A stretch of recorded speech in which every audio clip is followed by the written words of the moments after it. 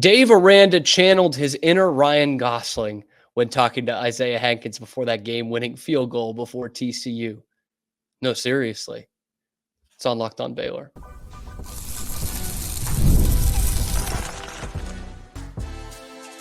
You are Locked On Baylor, your daily podcast on the Baylor Bears. Part of the Locked On Podcast Network, your team every day.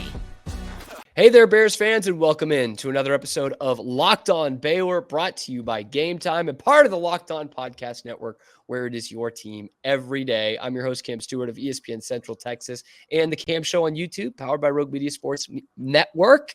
And with me today, our midweek guest, Sydney Wicker of Channel 6, KCEN. Do you prefer, is there one that you guys say on your sign out, KCEN, Channel 6, 6 Sports? I feel like we say 6 Sports. That's usually my tag out.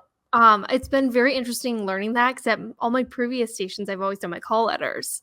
So, Yeah. but 6 Sports, KCEN. 6 Sports. We listen to Locked On the KCN like 6 Plus app, so 6 Sports works. Which is another place that you can find us, by the way. What was that again? The KCN 6 Sports app? 6 Plus. Sports. 6 Plus. App. See, I already got to get that down. The 6 Plus app. And I will say, Channel 6 here in town locally puts in more to their sports than just about any of the local stations. So it's something that you will want to keep up with their push notifications, everything. You and Ben, you guys are at all the games, a lot of Aggie stuff too. So there's a good partnership there. But Sydney, we want to talk to you about the Bears. We want to talk about Baylor football's big win over TCU over the weekend. And last week's episode, we were prepping you for this, prepping you for the rivalry, warning you that you might not have heard of how big it can be. But I think you got a pretty good dose of how big and how fun that rivalry could be. So takeaways from your first rivalry matchup. It was so fun, first of all. I know you had told me like it's going to be a really good energy, and it was. I was so impressed with the blackout and how everybody bought into that, and the unis themselves, so dope. But just the energy was fun, and I think going from my first game at Baylor the week before to this game, you could feel a different energy. And even when I walked out into the field and I was watching warm-ups and stuff, just like watching Sawyer, which we'll get into this later, I was like, he looks so cool and calm. Like it cool just felt very good. And it was so fun. I honestly enjoyed every second. I've got my black for my sparkly win blackout vibes. I'm 2-2 in McLean. No, 2-0 in McLean so far. So riding strong. That's big. Yeah, I know. I like to say I bring a winning energy to the programs I've been a part of. So when I went to Florida State, obviously they had a good run last year. They made it into the College World Series in baseball for the first time after their worst season ever. So, I just like to bring the winning ways where I go. Ole Miss, when I was in Mississippi, went to the College World Series, won that natty. So I'm not saying I'm the good luck charm. But my track record speaks for itself. Yeah, you're not saying it outright, but you see what Florida State's done in football this year, and I think like the writing is on the wall. The proof is in the pudding. I left and they fell apart. Yeah, I mean, truly, Baylor did not. They won the game, and the fans stormed the field after, which has become kind of this weird thing. TCU fan, how are you going to storm the field against a team like this? I have said my piece about it, but I am intrigued. For you, Sydney Wicker, as someone who grew up, big time college football. And, Michigan is far too, they have their noses far too high up in the air to ever storm the field against anybody. So how do you feel about that in terms of here we got two teams that are just over 500. There's not playoff implications here. There's not conference championship implications here. And you get a field storming. Thoughts? Honestly, maybe I'm just like a little bit too much of a fan in this moment, but that moment is for the fans. And that was so exciting. And that has been so needed, I think, for this Baylor team for so long. Part of me is a little I wouldn't say frustrated, but, like, I feel sad for the team in a sense because after that Iowa State game, they talked about how they had to hear everybody on campus talking so poorly about them Mm. and that they wanted to prove them wrong, and they did, but all of a sudden, these students are packing the stands, and we see them come out here and supporting them like nothing happened, and they never said these bad things about their team, which, trust me, I know I can say some pretty ugly things about my team when they're losing, but That's being a fan. you gotta Still come out and support them. Yep. Exactly. If you rock that jersey or that t-shirt, whatever, wear it with pride. I don't care if my team gets blown out 40-0 or whatever. I'm going to rock that jersey or that shirt and make sure I wear it with pride. And I think that is just the biggest thing. But I think it's fun. It's a rivalry game. You want to storm the field. You win off of an amazing field goal. The energy was just incredible, I thought. Nobody prepares you, though, as a reporter for a field storming, I must say. Yeah. I looked at one of the other guys who's another sports reporter on the sideline. His name's Parker. I looked at Parker and I was like, do you think the fans will storm the field? This is right before the kick. And he goes, I don't know. They might. They were kind of prepping things like as if fans were to. I was like, I don't know. I feel like they will. Like they've waited for this for a minute. And as soon as I'm on the field, capturing the celebration, all of a sudden I feel things like hitting my back and I turn around and you just see a storm of students like all around you. And next thing I know, I'm like, oh my God, I'm kind of claustrophobic because I didn't realize there's like 1,000 people around me right now. Oh, But man. I think if you want to celebrate, I mean, it was a big win for them. And I think it was really telling. And if that's how you want to celebrate, then do it. Like that's the fun of sports. Pay the fine, whatever. You guys haven't done that since like what, 2021? Like storm the field. Who cares? I'm all here for it. Yeah. And in 2021, they did it twice in the same game, which wouldn't recommend, but it was a fun story to tell. And I do remember from 2022, the last time TCU was here, and I'm sure there are plenty of us that have this PTSD memory the same way I do of the last few minutes when Baylor was up by 2 scores and the folks start moving down down that student section, ready to get out on the field. Never happened. So I'm here for it. I'm here. I'm like, you know what? Let the kids do it. It's a rare thing. You don't often get to do it. So, and too, just seeing guys like Josh Cameron or Bryson Washington, like taking pictures with these fans on the field after this game. I saw Bryson's mom got to come on the field and give him a hug. Like that's also what these moments are about. And that's really special too. And, we heard Bryson's mom just hugging him. And she was like, you did it, son. Like you worked your butt off. You deserve this moment. How important is that for those guys to feel that in that moment? Like, get the moms on the field. That's really what this is about.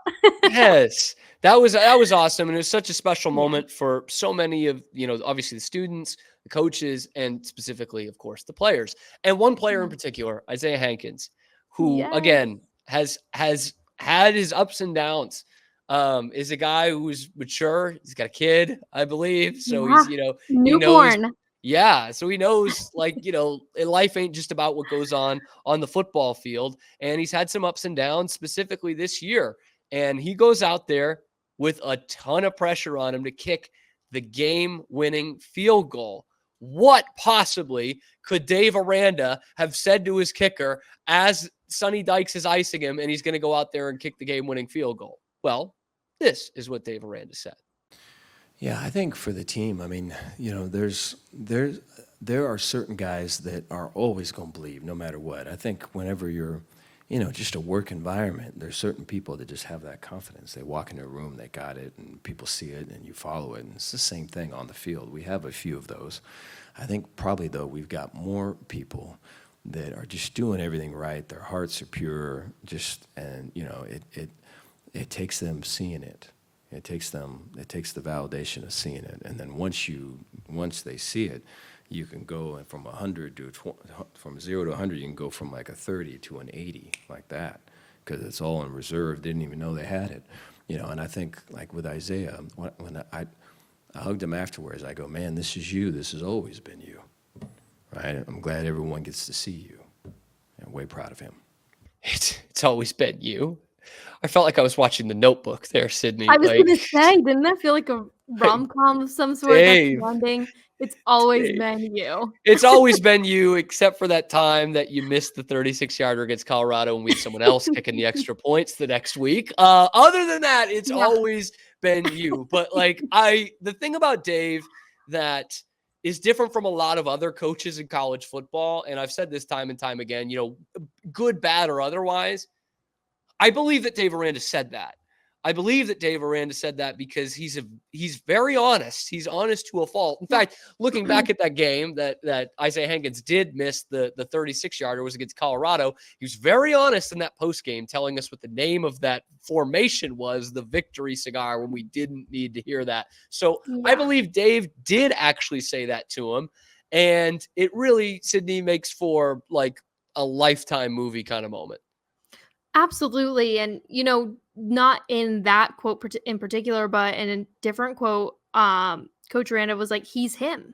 And that's so like, we still say cocky. that he's him. Yeah, exactly. I'm like, that's the typical jock of the high school who's like, yeah, that's Isaiah him. Like, Hankins. there we go. It's a little new forced. nickname. Yeah. But I just find it like we've had so many stories so far this year, and actually this will be a little bit of the next segment, so I don't want to get too much into it. But specifically to Isaiah Hankins, I said it on the post game Saturday, as we're still kind of basking in it because we've had Baylor basketball to talk about yesterday and a little bit of Monday. But like, this guy lost his job, and like kicker, like that's not an easy one to get back. Kickers don't often get hurt and you're just back in there, the way Alan Bowman's just come back for Oklahoma State out of pure necessity. He earned his way back, and Dave said it in that soundbite too. It's like, we know Isaiah can kick that when the pressure's not on him. We've seen him kick from 51 when they're facing, I don't remember if it was Air Force or Tarleton, but facing a team like that. But when it's pressure on, end of the game situation, a tie game because he's already missed an extra point, like that's big time pressure. And to see him come through in that is kind of a microcosm of what we've seen of this team the last few weeks. And Dave said it in there too, that now they've seen it, they know they can do it. Absolutely. And, some of the guys even said, we had 100% belief that he was going to get the job done. And I don't know if you saw, Baylor had put out the video of Sawyer not even looking as he's lining up to do the kick. And then he turns around to see it happen. They just knew. And to have that confidence is key, especially when he missed the extra point earlier in the game. Like, to rebuild that and to just know in that moment he was going to get the job done, I think is important. And I think sometimes you have to teach your guys a little bit of a lesson to make him earn his job back. Would he be the player he is today if he didn't do that? Like, you have to build that confidence. And sometimes it starts with getting a reality check. Like, hey, we need this from you. We need you to be that guy. If you want to be him, you got to earn it. And I think that's really what we saw, was just a lot of confidence in Isaiah in that moment, a lot of confidence in Sawyer throughout the game, a lot of confidence obviously in Bryson. Like that just seemed to be a really big key part in this win. Yeah. And there were so many people that played a part in it, and we're seeing a lot of these guys who are good players now develop into leaders as well. We'll tell you who some of those are and what some of those said and the belief that they had in that final drive. That's coming up next on this episode of Locked On Baylor. Guys, do you ever feel like you need a little boost in the bedroom? It's time you stop worrying about your performance and get Hims, so you can feel confident knowing you can get hard and stay hard whenever you're in the mood. Hims provides access to a range of doctor-trusted ED treatments like chewable hard mints and Viagra and Cialis, and their generics for up to 95% cheaper. The process is 100% online, and there's no need for those uncomfortable doctor's visits. No insurance is needed. One low price covers everything from treatments to ongoing care. Start your free online visit today at hims.com/lockedon. That's HIMS.com/lockedon for your personal ED treatment options. HIMS.com/lockedon. The products mentioned are chewable compounded products which are not approved by or verified for safety by or effectiveness by the FDA. Prescriptions require an online consultation with a healthcare provider who will determine if appropriate. Restrictions apply. See website for details and important safety information. Subscription required. Price varies based on product and subscription plan. Of course, here with Sydney Wicker, as we'll be doing every Wednesday. Every Wednesday, I think that's what we're going to do. So hashtag Team Tegna. But looking back at this TCU win, that field goal is what we focused on in the first segment and all that comes after that. But the build up to it really interests me because TCU scores with 1:55 left. And I'm up there in the press box and I'm actually, for the first time in a couple years, like I'm confident here. Okay. 1:55 and 3 timeouts. Okay. Any score will do. So I'm feeling pretty good about this. And then I know you're probably, not looking at too much on the clock on the field because you're focused in, but I'm looking and I'm like, I don't love the approach to this drive. It took them 4 plays to run, or 1:20 to run off 4 plays. And I'm like, I know you got your timeouts, but like, might need to hurry this up here. We're still on the Baylor side of the field, and we are at about 30 seconds left. They obviously, we know by now, they do the ballsy 4th and 9 call, the completion to Michael Trigg, and it was wonky, it was clunky, but they got there. The Bryson Washington run, not to be forgotten, sets them up for that chip shot field goal. But I had a ton of confidence in this team because I had a ton of confidence in Sawyer. And it sounds like Sawyer Robertson also had some confidence in his team because when asked after the game, Josh Cameron revealed what Sawyer was saying in the huddle going into that final drive. He really just got everyone huddled up going into that last drive, and just let everyone know that we're gonna score. We got tired of basically just saying, we were this close to doing this, we were this close to winning the game on offense, and he really just made a statement and just let everyone know, like, we are going to win the game on offense, and that's really what happened. And as you saw, it really didn't matter that we didn't throw a touchdown because my boy B-Wash was just doing his thing. So I think that's just a testament to his character, though, because at the end of the day, he's happy because we won the game, you know what I'm saying? So pretty confident, Sydney, pretty confident. We're confident in him. He's confident in his guys. Confidence is key, right? Like I would say so. Yeah. No. That's all you need sometimes. Yeah. I think, Dave Aranda has really talked about his confidence in Sawyer over the last couple weeks, and we've seen Sawyer grow. As I mentioned, earlier when I got out on the field before the game even started, I was like, Sawyer looks so calm. Like he really did not look shaken at all. Like just really in a good rhythm is like probably the best way to explain it. And then, like you said, you felt good about that drive with, just under 2 minutes to go. The time was in their favor. Now, that 4th down call, definitely ballsy. I was scarred from watching the Penn State game earlier in the day. So I was so nervous about that. But Michael Trigg, to be able to do that, Sawyer, his ability to believe in those guys, to see that moment and to just know, I think that's everything about Sawyer's growth. And, Sawyer is a guy who's waited for these big time opportunities and who has waited for this moment. And I think he's proving that time and time again that he can do it. And I think now that he's had the time to really grow and to be confident in that, we're seeing a really, really big impact on this team. And it's contagious. And I think that's why they've been getting these wins. Yeah, I honestly, I was thinking about this a lot yesterday of like preparing for this episode and thinking about that soundbite. It's like there's so many factors that has gotten Baylor to this 3-game winning streak, right? This is not a one-man band or anything, but it feels like that adage, which I've talked about on the show before. It's like in the NFL, and now even more so than ever in college football, if the quarterback's good, nothing else really matters. And again, that's not a knock on the rest of the team. It's like because it goes into intangible things like this. The quarterback is good and they believe in him. And so they think we are going to score here. So it's not just that, Sawyer's good and nobody else is. It's like that. Contagious is the word you use there. And I think it's a perfect way to put it. It's like he goes into the huddle. He says they're going to go down and score, and they all believe him. And I think that has been a major turning point for Baylor in this season. Because you look back the last few years, they've been fine at quarterback, but I don't think anyone's been really like blown away with the quarterbacking that they've had since. I mean, Charlie Brewer didn't blow anyone away either, but he had confidence at the end of games. And you didn't, it was different with Bohannon. It was different with Blake Shapen. And now Sawyer Robertson comes in there. And I like your point about the battles that he's lost. I've talked about that a lot too, of, this guy, he's been basically in 5 quarterback competitions and lost all of them. Yeah. And how much do you think that plays into this, of like a kid who has been through the rigors? He has, seen what it takes. He has had people not believe in him, and he kind of knows, like, I gotta seize this moment.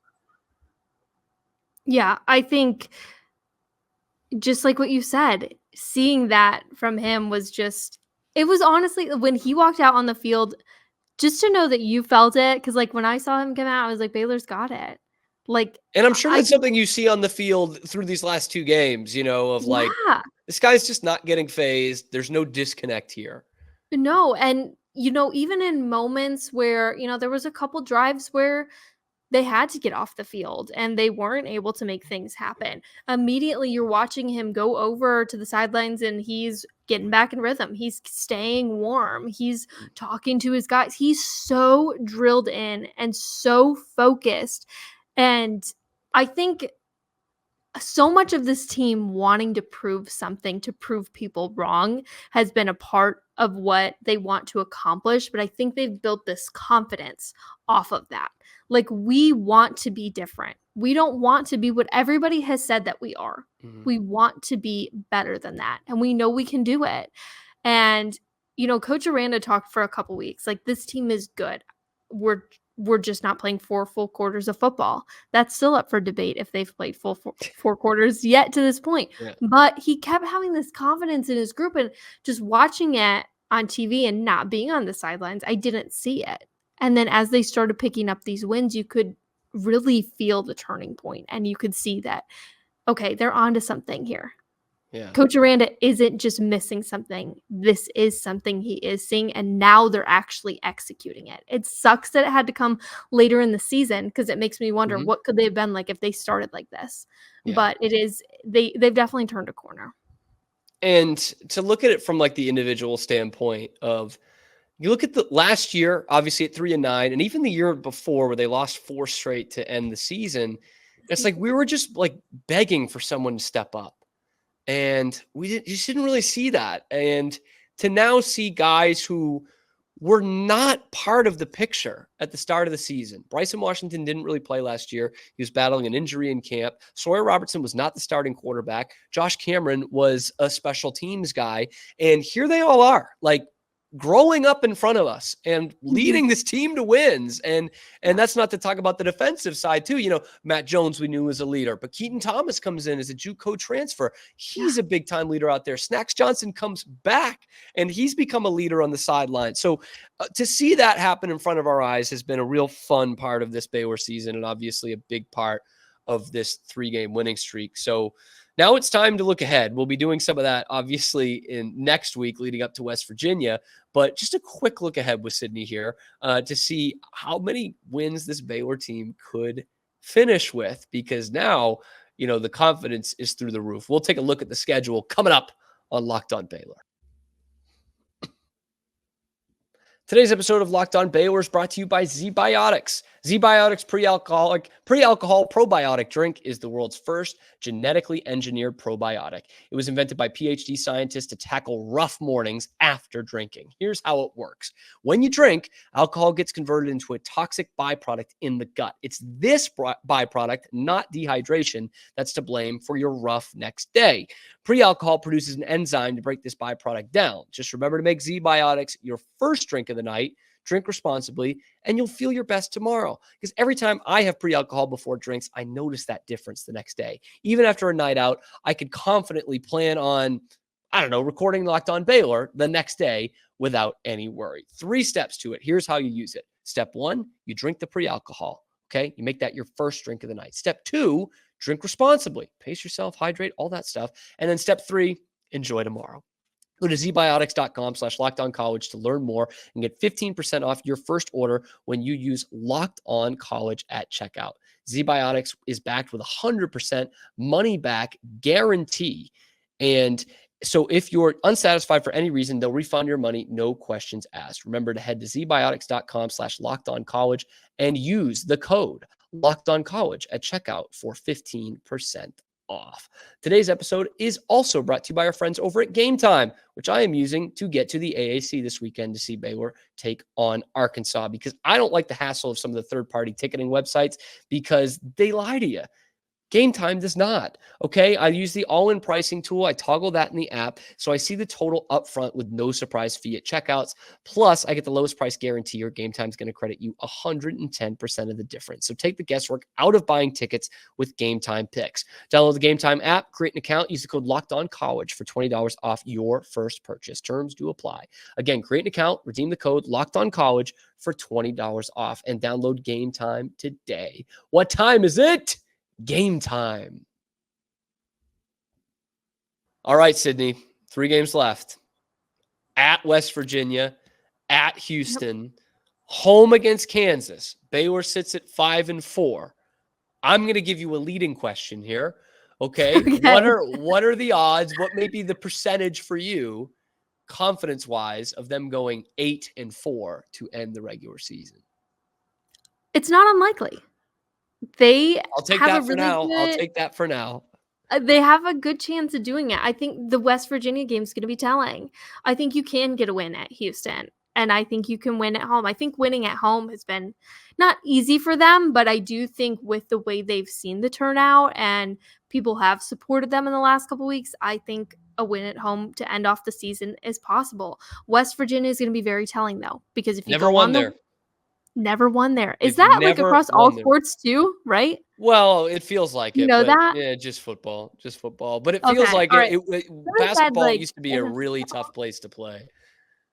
Okay. I was curious. I hadn't had time to look into it, but I was like, Baylor was like literally never won there. But football, they have never won there. And all right, West Virginia's only been in the conference since 2012, but we all remember that very weird game they lost there 2 years ago when Neil Brown was like fired as heck, and Baylor was picked to win the conference that year. They fell to 3-3 with this bizarro game in Morgantown. They went up there during COVID. West Virginia was terrible. We didn't know that Baylor was terrible yet too. They lost that one in overtime after forcing it to overtime late. They once scored 63 points there and lost. They had arguably their best team ever there talent-wise in 2014, and that team lost the week after 61-58. It's something about Morgantown. It is something about the mountain air or something. They cannot win there. It is the Hex.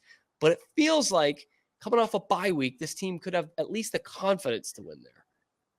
So I'm glad you mentioned that, because I was thinking after the Iowa State game, when we had a chance to talk to Coach Aranda heading into Texas Tech, right? That was the next game. Yes. Yeah. After the bye. When we talked to Dave Aranda that week, we were like, okay, so you guys have had 2 weeks essentially to turn this around.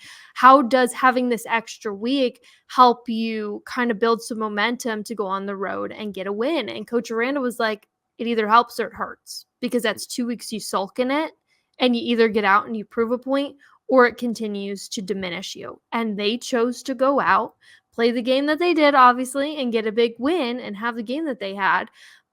But I'm worried about this bye week now. I think when you are on a good rhythm and you do have things going in your favor, sometimes having that break doesn't always help.